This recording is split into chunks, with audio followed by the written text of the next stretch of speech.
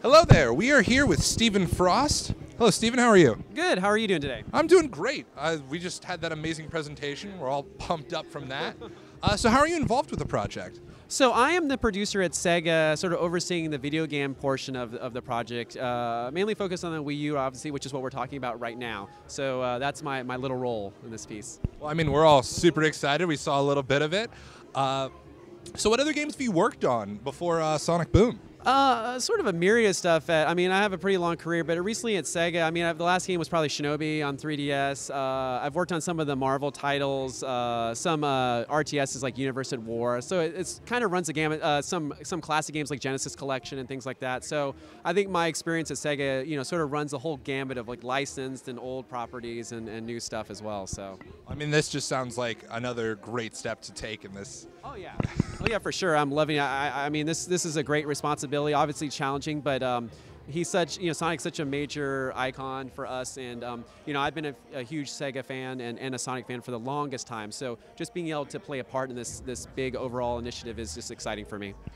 So we heard a little bit earlier that CryEngine 3 would be a part of the new game. Can we get a little bit more on that? I can share a little bit. We're going to probably try to share more a little bit as we get closer to E3.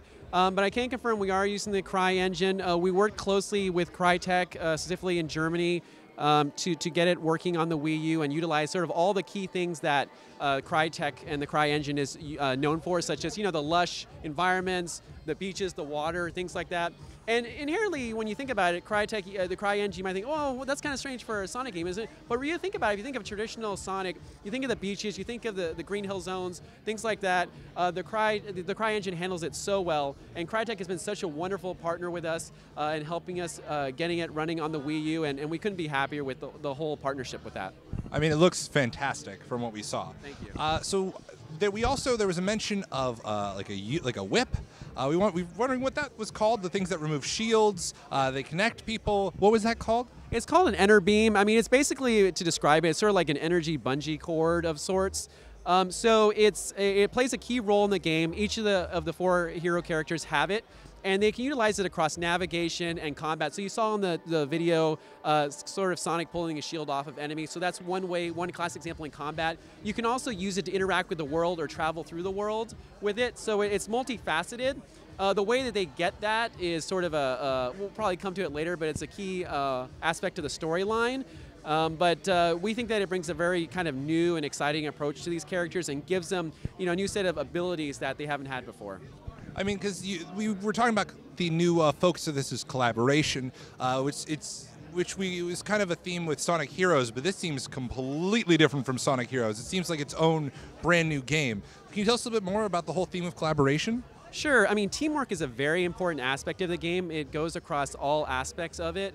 And we really want to reinforce that in everything that you do in the game. So, you'll always have at least a couple of characters with you at all times. Not always maybe 4, but at least at minimum 2. And so you can always switch between the characters if you're playing single player, or there's option obviously to play co-op multiplayer.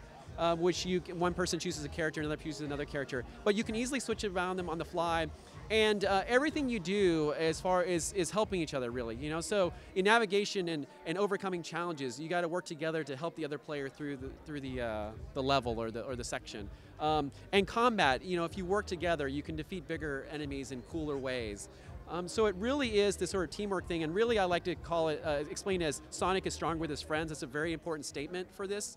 It carries across to the animation as well, which is sort of an ensemble cast. It's, Sonic of course is very key and he's a star, but really we're lifting up all the other characters and giving them that equal weight and presence, so that if you were to run to the controller and say, I got Sonic, I'm not going to say, shoot, I wish I had Sonic. All these other characters are really, really awesome. They have unique abilities that I think all gamers will really enjoy. And just instead of like going against each other all the time, which you kind of do on occasions in the game, it's really more about that collaborative working together and trying to accomplish a common task. So there's so much stuff I want to ask about, but I think the big next question is: so is it just going to be these 4 characters, Knuckles, Sonic, Tails, and Amy in Sonic Boom, or will there be more? I'm not going to make you answer if there are more, but is there more than just these 4 characters? So I will say that the 4 playable characters are the ones that we're announcing today. But I will also say that we will have a lot of new characters for this franchise, as well as possibly returning characters from previous Sonic titles that fans might like to see. So we're going to see a revamp of Shadow. I can't comment on that right now, but I do personally like Shadow. I think he's a great character. I'd love to see him in this game, but who knows what the future holds. Yeah, I mean, there's a whole universe, I think, right? Yeah, we have a lot of characters to pull from, but really the key dynamic is focusing on these 4, this team of 4 right now, and really selling them and really selling their journey across this adventure of coming together as a team. Well, I think it's fantastic. I'm trying to think.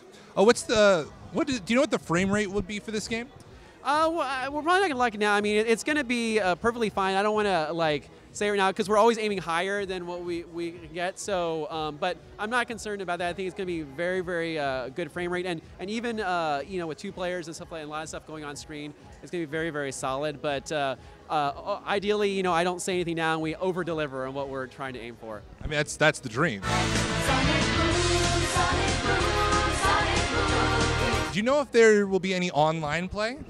We're not going to have any online play this time. We really wanted to focus sort of on the in the living room kind of experience. So we got a lot of stuff geared towards that.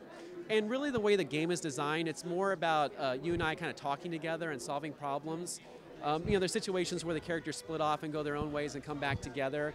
So we really wanted those moments of look at what I'm doing, what are you doing, and things like that, and really build that excitement. Or even really, if you think about it, maybe it's that father-son situation. The son is playing it, he's having a difficulty, or he's not sure what to do. The dad can just kind of jump in there in co-op and then help him out, and then jump back out if he wants to. But we wanted that family experience, that sort of local co-op thing, and that's what we're really focused on. That sounds both really sweet and really cool. Well, thank you so much for talking to us. We really appreciate it. Oh, no problem. My pleasure. Thanks, and glad you enjoyed the show.